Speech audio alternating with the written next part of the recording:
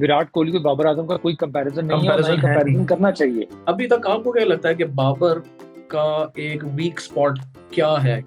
तो मुझे ये समझ नहीं आई कि एक प्लेयर ने 150 रन कर दिए, उसके पॉइंट्स में 5 या 6 का इजाफा हुआ। जिस कॉन्फिडेंस के साथ वो पहले बात करते थे वो वैसे बात भी नहीं कर पा रहे, और मुझे ये लग रहा है कि उनका इंटरेस्ट ही नहीं है। जसप्रीत बुमराह हैं, शामी हैं, ये दो ऐसे बॉलर्स हैं जो बड़े खतरनाक बॉलर हैं। Donald Duckworth Lewis, Jerry Lewis method जो है वो लग ही जाएगा मेरे ख्याल से उनके पास, अगर इसी तरह का बॉलर। इमरान मलिक इंडिया के तो नहीं, मतलब खेलते तो इंडियन टीम से ही है ना सर, यानी जाहिर है अब उनको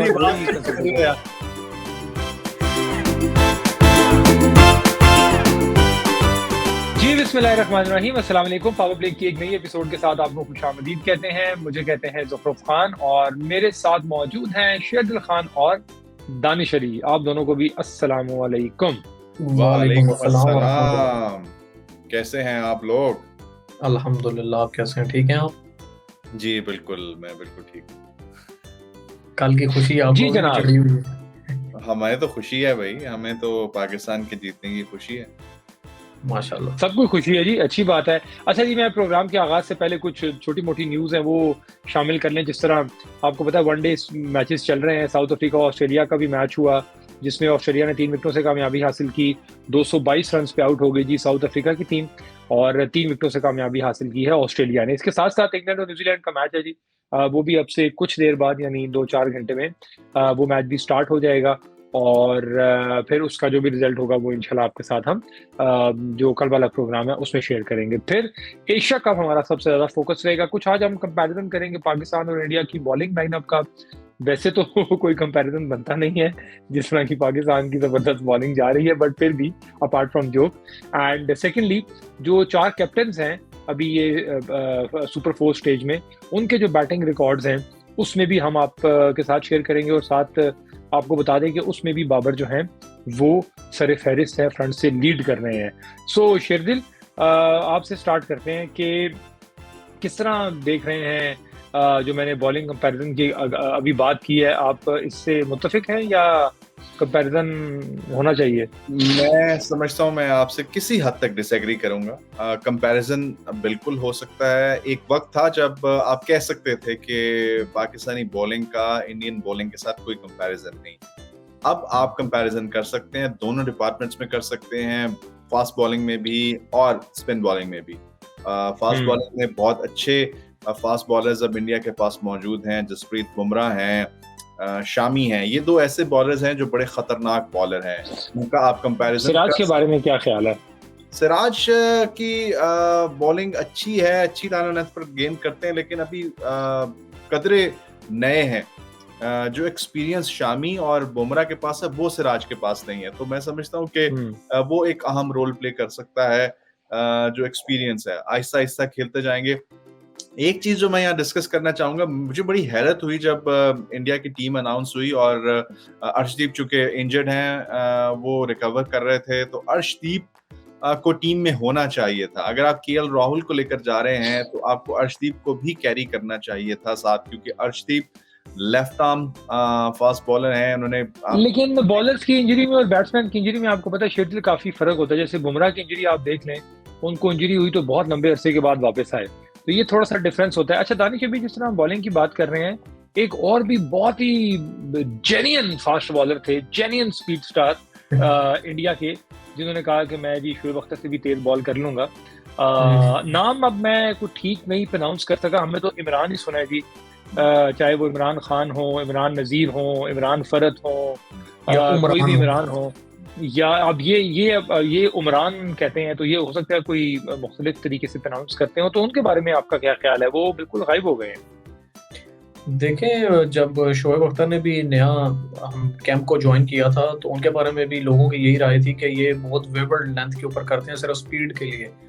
और उमरान के बारे में भी शोएब अख्तर का अपना बयान यही आया था कि ये अपना जोर लगा लें, लेकिन ये कि लाइन और लेंथ को मेंटेन करना, जैसे कि हारिस रऊफ ने बहुत जल्दी अपने आप को सेटल डाउन किया जब लाइन और लेंथ की बात की और पेस के साथ मेंटेन करके। तो उमरान अभी पर्दा से गायब हो गए हैं, और पता नहीं ये कब ये वापस आएंगे। लेकिन मेरा ख्याल है उनको बहुत ज़्यादा काम करने की भी ज़रूरत है, और वैसे भी इंडिया से फास्ट बॉलर अगर देखे जाएं तो इतने ज़्यादा प्रोड्यूस उन्होंने किए नहीं है। उनके पास अगर इसी तरह का बॉलर इमरान मलिक इंडिया के तो नहीं है, मतलब खेलते तो इंडियन टीम से ही है ना सर, यानी जाहिर है अब उनको नहीं तो ये अफगानिस्तान की टीम से इमरान मलिक जो है ये इंडिया में जाकर खेलना। अफगानिस्तान नहीं, आप कश्मीर कह सकते हैं, Kashmir is a disputed territory, तो आप उसको इंडिया तो ना कहना भाई। फिर अब ये पॉलिटिक्स खेलते तो इंडिया की तरफ से है ना। अब हमारे इस कमेंट पे ना ऐसे इस बात पे हमारे ऐसे अजीबो-गरीब कमेंट आ जाने हैं, और वो जो कमेंट्स हैं फिर वो काबू करने बाहर हो जाने हैं, लेकिन चलें कोई नहीं। अच्छा खैर एक चीज मैं आपको ऐड करूं, आपने इमरान मलिक की बात की, उमरान के, क्योंकि उन्होंने स्पेलिंग अपने यू से लिखा है तो सारे उमरान मलिक कहते हैं। पेस देखें, उसका कोई नेमुल बदल नहीं है। अगर आपके पास पेस है तो आप बाकी चीजें अचीव कर सकते हैं, आप लाइन लेंथ अचीव कर सकते हैं। तो मैं समझता हूं कि जितना डोमेस्टिक सर्कल में उनको अपॉर्चुनिटीज मिलेंगी, वो खेलेंगे, टीम के साथ रहेंगे, उतना ज्यादा वो सीखेंगे। तो मैं समझता हूं कि एक अच्छा प्रोस्पेक्ट है इंडिया के लिए इमरान मलिक की सूरत में, तो उनके ऊपर भी बैंक करना चाहिए, उनको साथ लेकर कैरी करना चाहिए, उनको डोमेस्टिक सर्कल में भी अपॉर्चुनिटीज मिलनी चाहिए, खेलना चाहिए, तभी जाके वो इम्प्रूव होंगे, एक बहुत अच्छा एसेट बन सकते हैं फास्ट बॉलिंग। जी बिल्कुल बन सकते हैं। T20 जब नए आए थे तो उस वक्त मशीन जो है उसके ऊपर प्रैक्टिस करना इतना कॉमन नहीं था, तो शोएब अख्तर ने बहुत ज्यादा डिस्टर्ब किया था अपने शुरू के कैरियर में अपनी पेस ही की वजह से, ऑल्दो कि उनकी लाइन और लेंथ वैसी नहीं होती थी। लेकिन जब ये मशीन इजाद होगी, मशीन पे लोगों ने प्रैक्टिस करना शुरू कर दी, तो वो पेस को बड़ा अच्छा कवर अप कर जाते हैं। अब बात आ जाती है कि अगर लाइन और लेंथ नहीं होगी तो आप जितनी मर्जी पेस से बॉल कर लें, आप फायदेमंद साबित नहीं होते। हाँ जी बिल्कुल ऐसा ही है। स्टार्ट में वकार भाई के बारे में भी कहा जाता था कि उनकी बड़ी जबरदस्त पेस थी, और जैसे ही उन्होंने अपनी लाइन और लेंथ कंट्रोल की तो उनके मुकाबले का फिर दुनिया में कोई बॉलर नहीं था। और पाकिस्तान ने हमेशा से बड़े जबरदस्त फास्ट बॉलर जो हैं वो प्रोड्यूस किए हैं। मतलब लगा था उसमें इमरान मलिक नेट्स पर बॉलिंग करते रहे इंडियन बैटर्स को। सॉरी, जो कैंप लगाया था एशिया कप से पहले, जी कैंप में बॉलिंग करते रहे हैं इंडियन बैटर्स को। अच्छी बात है ये। ऑब्वियसली अगर वो इस टैलेंट को आगे ग्रो करना चाहते हैं तो बहुत अशद और शदीद मेहनत की ज़रूरत है, जो कि मे बी वो नज़र भी आए। खैर जी, कंपैरिजन से पहले हम आगे चलते हैं, और अभी किसी ने बाबर के लास्ट 2 बड़े इवेंट्स जो हुए हैं उनके स्टैट्स शेयर किए, तो उन्होंने कहा भाई आप इसको भी ज़रूर डिस्कस कीजिएगा। तो बिल्कुल डिस्कस कर लेते हैं जी। लास्ट एशिया कप में बाबर थोड़े से आउट ऑफ टच थे, लेकिन क्योंकि वो 2022 की परफॉर्मेंस है तो मेरे लिए वो इतनी रेलिवेंट नहीं है। अब हम क्योंकि प्रेजेंट की बात कर रहे होते हैं, उसमें उनका हाईएस्ट था 30 बाबर, और उसके बाद 2022 के वर्ल्ड कप की अगर हम बात करें तो उसमें भी बाबर ने 7 मैचेस में 124 के करीब रन्स बनाए थे ओवरऑल, और एक उसमें उनके 53 रन्स भी शामिल थे। और लेकिन इस अभी जो एशिया कप शुरू हुआ है उसमें ऑब्वियसली पहला जो मैच था उसमें आउटस्टैंडिंग परफॉर्मेंस रही, 151 उनका स्कोर था, और साथ में अभी तक 168 स्कोर हो चुका है बाबर का 3 मैचेस की 2 इनिंग्स में। भारत के अगेंस्ट बैटिंग नहीं आई, एक तो ये स्टार्ट हो गया। इसके अलावा जो लास्ट 10 दानिश बाबर के 10 जो मैचेस हैं ओडीआई एज अ कैप्टन अगर मैं बात करूं तो उसमें उनके 500 लीडिंग, जी बिल्कुल 4, ये जो अगर हम इन कैप्टन्स के अगेंस्ट देखें तो 557 रन हैं बाबर के, 382 हैं रोहित के, 232 हैं शाकिब उल हसन के, और ये 3 जो कैप्टन है पाकिस्तान, इंडिया और बांग्लादेश। सो इसमें भी बाबर जो है वो फ्रंट से लीड कर रहे हैं, ओडीआई के नंबर 1 बैट्समैन भी हैं, पाकिस्तान की टीम नंबर 1 पे है। तो दानिश साहब समझते हैं कि यही वाली जो परफॉर्मेंस है ये आगे वर्ल्ड कप में भी कैरी होगी? बिल्कुल इंशाल्लाह होगी, क्योंकि आप ये देखें कि ये जितने मैचेस हमने खेले हैं, बाबर ने जितने मैचेस ये खेले हैं ये इन्हीं ट्रैक्स पे खेले हैं जिनके ऊपर जा करके वर्ल्ड कप में परफॉर्मेंस करनी पड़ेगी एशिया के ट्रैक से ज़्यादा। हाँ, तो इंडिया जो है ये बेनिफिशियल होगा कि बाबर वहाँ पे जाके स्कोर करे। इसी के कंपैरिजन में अगर बाकी आप कैप्टन्स की बात करें, बाकी बल्लेबाजों की बात करें, तो इन्होंने अवे सीरीज भी जाके खेली हैं, लेकिन बाबर का जो कॉन्फिडेंस है अभी उसकी मिसाल नहीं मिलती। मेरे ख्याल से अगर आप उनके रोहित शर्मा के इंटरव्यूज देखें या प्रेस कॉन्फ्रेंसेस देखें तो जो जिस कॉन्फिडेंस के साथ वो पहले बात करते थे वो वैसे बात भी नहीं कर पा रहे, और मुझे ये लग रहा है कि उनका इंटरेस्ट ही नहीं है। ये जो पॉलिटिक्स इतनी इन्वॉल्व हो गई है कि उन्हें ग्राउंड की भी पहले समझ में नहीं आ रही थी कहाँ टूर्नामेंट होगा, और बेजा बाहर से प्रेशर की वजह से रोहित शर्मा बहुत ज्यादा प्रेशर में नजर आ रहे हैं। तो एक मैं कहता हूँ कि बड़ा ही मिरेकल से काम नहीं होगा रोहित शर्मा 100 कर जाए इसमें आने वाले मैचेस कोई में। कोई कोई कोई फकी दम करके भेजें, कोई फकी दम करके भेजें, इतना दूर नहीं है, हो सकता है कोई कमाल। अच्छा, एक चीज जो आप बाबर के स्टैट्स की बात कर रहे हैं कि एक बड़ा मेजर इम्प्रूवमेंट उसके अंदर आया है, वो एक रीजन ये भी हो सकती है कि उन्होंने सेक्रीफाइस किया G20 खेलने से, और उन्होंने जाकर श्रीलंका में LPL खेला। बिल्कुल बहुत ज्यादा उनको मौका मिला, और उससे पहले हमने टेस्ट मैचेस वहां पर खेले, तो बाबर और पाकिस्तानी टीम ज्यादा एक्लेमेटाइज है श्रीलंका के वेदर के हिसाब से, वहां की कंडीशंस के हिसाब से। तो एक चीज ये बड़ी इंपॉर्टेंट है कि आप प्रैक्टिस करके आ रहे हैं, उन्हीं कंडीशंस में आप स्कोर कर रहे हैं, तो ये बहुत एक पॉजिटिव साइन जो बाबर की इस इम्प्रूवमेंट की तरफ मुझे लगता है। इसमें तो खैर कोई शक नहीं है, ऑब्वियसली उनका श्रीलंका में एक्सपीरियंस काफी हो गया, बट बाबर मुझे नहीं लगता, यानी मेरा अपना जाती ख्याल है, बाबर एक इस तरह के प्लेयर हैं कि उन्होंने ऑलमोस्ट सब टीमों के अगेंस्ट परफॉर्म किया है, और सबके ममालिक में जाके जब जब उनको मौका मिला है उन्होंने परफॉर्म किया है। और 2019 के भी अगर हम वर्ल्ड कप की बात करें तो शेरदिल आपको याद होगा जो मैच अगेंस्ट न्यूजीलैंड था, जब बाबर बैटिंग करने के लिए आए तो थोड़ा क्रूशियल हो सकता था वहां पे अगर कोई विकेट गिर जाए, लेकिन बाबर ने बड़ी शानदार सेंचुरी उसमें बनाई, और तब से लेके अब तक कोई उसमें स्टॉप नहीं लगा, यानी T20 में बहुत अरसा नंबर 1 पे रहे। इसके अलावा फिर वनडे में परफॉर्मेंस उनकी बड़ी शानदार रही। टेस्ट में आप देखें जिस तरह उन्होंने अगेंस्ट ऑस्ट्रेलिया और इस तरह के 2-3 टेस्ट मैच ऊपर नीचे, अगर मैं गलत नहीं हूँ तो मुझे याद नहीं है 196 या बाबर के एग्जैक्ट स्कोर मुझे याद नहीं है, जिसमें बड़ी तारीफ हुई बाबर ने, बहुत 196 बड़ा लंबा वो खेले। तो इम्प्रूवमेंट तो डे बाय डे आप देखें, इस इम्प्रूवमेंट का इम्पैक्ट जो है वो टीम पे भी पड़ता जा रहा है, और जिस इसको मौका मिलता है वो परफॉर्म करने की कोशिश करता है। अब मुझे ये बताएं कि आगे आने वाले मैचेस में, बाकी मैचेस की तो चले हम साथ साथ बात करते रहेंगे, पाकिस्तान ने जो मैच खेलना है उसमें आप प्लेइंग 11 यही वाली आप समझते हैं दोनों के बरकरार रखेंगे, या इसमें कोई तब्दीली हो सकती है या तब्दीली नहीं होनी चाहिए? अच्छा, मैं अगर इसमें देखूं कि अगर कोलंबो में मैच है और हमें भारत के अगेंस्ट, मैं समझता हूं कि यही जो हमारा कॉम्बिनेशन है जिसमें एक ही रिप्लेसमेंट थी, नवाज की जगह फहीम आए थे, तो मैं समझता हूं यही एक बेहतर हो सकती है लाइनअप के, इसी के साथ जाना चाहिए, क्योंकि भारत स्पिन को अच्छा खेलता है, तो इससे अच्छा है कि आप एक एडेड स्पिनर की बजाय, क्योंकि उस दिन इफ्तिखार ने भी अच्छी बॉलिंग की है, एक विकेट ले लिया, तो अब इफ्तिखार, शादाब, सलमान अली आगा ये भी हैं, तो मैं समझता हूँ कि बॉलिंग साइड से तो यही 11 रहनी चाहिए। लेकिन एक तब्दीली मैं समझता हूँ कि हो सकती है या होनी चाहिए, या वो सलमान अली आगा की सूरत में होगी, क्योंकि एक बैटर हमें मजीद ऐड करने की जरूरत है। तो अगर अब आई डोंट नो कि क्या इसका कॉम्बिनेशन, तो आप सलमान अली आगा की जगह आप किसको प्रपोज कर रहे हैं, कौन होना चाहिए? मैं समझता हूँ कि अब्दुल्ला शफीक या फिर सऊद शकील में से कोई एक हो। अच्छा, मेरा ख्याल है कि देखिए अब्दुल्ला शफीक तो खेलते हैं एज अ ओपनर, तो ओपनर तो हमारे दोनों सेट हैं, उनको आप नंबर 4 पे या 5 पे खिला नहीं सकते।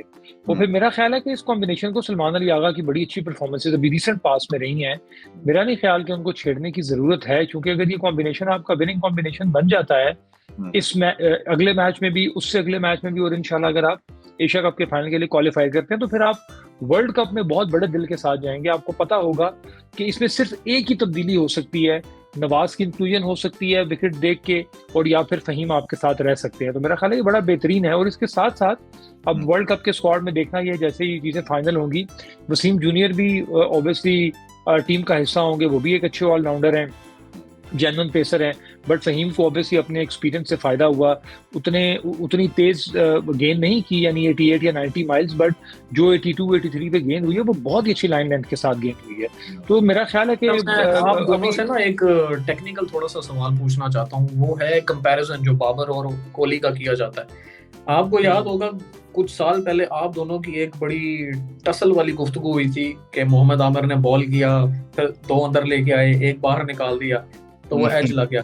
अभी तक आपको क्या लगता है कि बाबर का एक वीक स्पॉट क्या है, क्योंकि विराट कोहली जो है वो अवे बॉल को या पीछे पिच हुई बॉल को एक्स्ट्रा कवर मारने के लिए जाते हैं, जिसमें चांस होता है कि वो स्लिप में या कवर्स में या पॉइंट पे आउट हो। अच्छा, आपने पिछले कई मैचेस देखे होंगे अगेंस्ट स्पिनर, बाबर की परफॉर्मेंस अगर आप देखें, और specially left arm spinner test matches में भी हमने देखा, बजर अरशद ने भी एक दो बड़े अच्छे स्टैट्स शेयर किए हुए थे, तो वहां पे कभी कभी बाबर फंस जाते हैं। बट मतलब बाबर जैसे प्लेयर, विराट कोहली जैसे प्लेयर, या केन विलियमसन जैसे प्लेयर, ऐसे प्लेयर्स होते हैं कि वो 2-4 मैचेस के बाद ना अपनी गलती पे काबू पा लेते हैं, और उसको मतलब मैं वो एक प्रॉपर वर्ड जिसको हम यूज करते हैं, मुझे मेरे जहन में वो नहीं आ रहा, तो वो अपनी गलती पे काबू पा के तो उस पर वो फिर आगे निकल जाते हैं, वो फिर सोचते नहीं है ज्यादा उस चीज पे, क्योंकि अगर जो इतना बड़ा बैट्समैन है वो अपनी किसी एक गलती पे बार बार सोचेगा तो वो डिस्टर्ब हो जाएगा, और वो फिर हो सकता है कि वो गलती बार बार रिपीट करना शुरू कर दे। और जहाँ पे कंपैरिजन की बात है, तो आपको याद होगा जब हम ये अपना शो स्टार्ट कर रहे थे, पहले दिन मैंने कहा था कि विराट कोहली को बाबर आजम का कोई कंपैरिजन नहीं है, और नहीं कंपैरिजन करना चाहिए। देखिए, विराट की अपनी एक क्लास है, बाबर की अपनी एक क्लास है, दोनों बहुत आउटस्टैंडिंग प्लेयर्स हैं, हम किसी का कंपैरिजन कर ही नहीं सकते। और दूसरा, जब हम बॉलिंग की बात करते हैं, वो आपने मोहम्मद आमिर वाली बात की, तो वो एक बहुत लंबी बहस है, वो हम फिर किसी दिन बिल्कुल एक अलहदा प्रोग्राम करेंगे उसके ऊपर। फिर क्योंकि मेरे यहाँ ना अभी एक आपने नाम लिया तो बहुत सारी चीजें मेरे जहन में आना शुरू हो गई, बट हमारे प्रोग्राम का एक जो ड्यूरेशन है वो भी कम है, और अभी चूंकि एशिया कप हमारा फोकस है, तो इसको फिर हम बाद में डिस्कस करेंगे। अच्छा, आप सही कह रहे हैं कि जो प्रॉब्लम बाबर की है वो है लेफ्ट आर्म। कुलदीप यादव ने जिस तरह 2019 के वर्ल्ड कप में आउट किया, और वैसे भी जब तेज गेंद अंदर आता है तो वो थोड़ा सा बैकफुट पे जाते हुए टाइम लगाते हैं, और उसकी रीजन ये है कि स्वीप शॉट जो बाबर की है उस पर थोड़ा सा बाबर को काम करने की जरूरत है, कि एक तो फ्रंट फुट पे स्वीप शॉट होती है, और थोड़ा सा टाइम लेके, जिस तरह वो ऑफ साइड पे खेलते हैं उसी तरह ऑन साइड पे भी थोड़ा सा उनको स्वीप शॉट को अपने मजीद बेहतर करने की जरूरत है। तो अदरवाइज मुझे नहीं लगता कि कोई प्रॉब्लम बाबर को अदर देन दैट है। पेस बॉलिंग की बात कर लें, राइट आर्म ऑफ स्पिन की बात कर लें, सिर्फ या लेग स्पिन की भी बात कर लें, कदमों का बड़ा अच्छा इस्तेमाल करते हैं, बस स्वीप शॉट पर थोड़ा सा अगर अपना वो फोकस कर लें तो वो जो पीछे आता हुआ गेंद है तेजी से उसको वो टैकल कर सकते हैं। तो मैं तो यही समझता हूँ कि बाकी आपको लगता है कि ये इंडिया के मैच में ये जडेजा को जल्दी इंट्रोड्यूस करवाएंगे? मुझे लगता है कि अच्छा, एक चीज चले इससे हटकर, यूजी चहल क्यों नहीं है टीम में? हाँ, युजवेंद्र चहल, बिल्कुल जी, आप ठीक कह रहे हैं, आपने अच्छा एक नाम किया है। अभी एक और भी प्लेयर मेरे जहन में आए थे, मेरे जहन से नाम स्किप हो गया है, अश्विन? और नहीं अश्विन नहीं, अर्शदीप की आपने पहले बात कर ली, युजवेंद्र चहल की आपने बात कर ली, तो प्लेयर्स तो ऑब्वियसली इंडिया के पास भी बड़े कमाल के हैं, ऐसा नहीं है कि उनके पास प्लेयर्स नहीं है। बट हाँ, यस, शुभमन गिल की मेरे जहन में ये बात आई कि आईसीसी की जो रैंकिंग है उसमें वो उनको मिले हैं 18 पॉइंट्स, और बाबर आजम को 151 करने के बाद मिले हैं कोई 5 या 6 पॉइंट्स। तो मुझे ये समझ नहीं आई कि एक प्लेयर ने 150 रन कर दिए, उसके पॉइंट्स में कोई 5 या 6 का इजाफा हुआ, और एक ने जो रन्स किए हैं उसमें 18 पॉइंट्स मिल गए हैं और वो ऊपर आ गए हैं। तो मैं बजर अरशद से कनेक्ट नहीं कर सका, तो मैं ये चाह रहा था। सिराज के साथ भी है, सिराज और हारिस रऊफ ने कितनी विकेटें हासिल की हैं आपके सामने ही है, और सिराज की भी आपके सामने पोजीशन है, लेकिन सिराज अभी भी रैंकिंग्स में ऊपर हैं और हारिस रऊफ पीछे है। तो रैंकिंग में तो चले, हमने बैट्समैन की बात कर ली, बाबर अभी भी नंबर 1 पे हैं, और जो शुभमन गिल हैं उनके अब 750 पॉइंट्स हो गए हैं। तो मैं जो वनडे बॉलर्स की रैंकिंग की बात कर रहा था, उसमें सिर्फ एक वाहिद टॉप 10 में बॉलर हैं, और वो है शाहीन अफरीदी, जबकि उनके साथ आप नसीम शाह की बॉलिंग परफॉर्मेंस देखें, थ्रू आउट पहले मैच से लेके 13वें मैच तक हर मैच में विकेट हासिल की। इसी तरह हारिस रऊफ की आप पिछली जो पास्ट परफॉर्मेंसेज हैं वो देखें, तो वो किस हिसाब से उनके पॉइंट्स में इजाफा होता है और किस तरह से होता है, ये मेरे लिए हमेशा से ये बड़ा आप कह लें कि मुअम्मा ही रहा है कि किस तरह ये रैंकिंग्स चलती हैं और किस तरह इनके पॉइंट्स। अगर हम क्वेश्चन करेंगे तो वो कहेंगे कि जी आपके तो ओडीआई टीम टॉप पर है, आपके ओडीआई के बल्लेबाज टॉप 5 पोजीशंस पे 3 आपकी पोजीशंस हैं, तो अगर हमने कुछ करना होता तो हम कर लेते। बहरहाल आई डोंट नो किस तरह ये रेटिंग्स जो है वो करते हैं, मोस्ट रिसेंट परफॉर्मेंसेस पे करते हैं या हाँ, और दूसरा मुझे फिर ये, और दूसरी दानिश मुझे ये हैरानी हुई, और मेरे लिए अभी भी बड़ी हैरानकुन बात है कि ठीक है T20 बैटिंग में हम बात करते हैं तो उसमें रिजवान भी हैं, बाबर आजम भी हैं नंबर 2 और नंबर 3 पे, लेकिन T20 में जो पाकिस्तान के बॉलर्स और ओवरऑल परफॉर्मेंसेस बड़ी बेहतरीन रही हैं, लेकिन उसके टॉप 10 में कोई भी पाकिस्तानी बॉलर T20 की बात कर रहा हूँ, वनडे में तो शाहीन नंबर 5 पे हैं, लेकिन T20 में राशिद खान नंबर 1 पे हैं, आदिल राशिद नंबर 2 पे हैं, हसरंगा नंबर 3 पे हैं, ठीक शाना नंबर 4 पे हैं। तो आप देख लें कि स्पिन बॉलर जो हैं वो किस तरह से यानी प्रोमिनेंट हो रहे हैं T20 सर्किट में। 5 पे फारूकी हैं, फिर उसके बाद मुजीब हैं, वो भी स्पिन बॉलर हैं, फिर हेजलवुड है, फिर सैम करन है, एडम जैम्पा हैं, वो भी फिर लेफ्ट आर्म बॉलर हैं, और अकील हुसैन वो भी फिर लेफ्ट आर्म बॉलर हैं वेस्ट इंडीज के। तो T20 में स्पिनर्स ने बहुत छाए हुए हैं। तो ये मेरे लिए बड़ी एक हैरानकुन बात थी कि भाई T20 रैंकिंग में और आगे पाकिस्तान का कोई बॉलर नहीं है। ऐसी हैं, एशिया कप में भी और वर्ल्ड कप में भी स्पिनर्स को ज्यादा मौके मिलेंगे मजीद रैंकिंग्स को बेहतर बनाने के और टॉप विकेट टेकर्स बनने के। मैं वैसे रिक्वेस्ट करूंगा जो प्रोग्राम देख रहे हैं और क्रिकेट लवर्स हैं वो पार्टिसिपेट करें और कमेंट सेक्शन के अंदर अपने रिव्यूज देने के साथ साथ ये भी जरा बताएं कि ये कैलकुलेशन किस हिसाब से होती है, क्योंकि मुझे नहीं पता कि अगर ऐसी कैलकुलेशन है तो ये किस तरह कैलकुलेट किया जा रहा है, इकोनॉमी को देखा जा रहा है, किस बुनियाद के ऊपर ये पॉइंट सिस्टम है बॉलर्स की पॉइंट सिस्टम है। तो ये मेरे भी समझ से ना हमेशा बड़ा बाहर रहा है।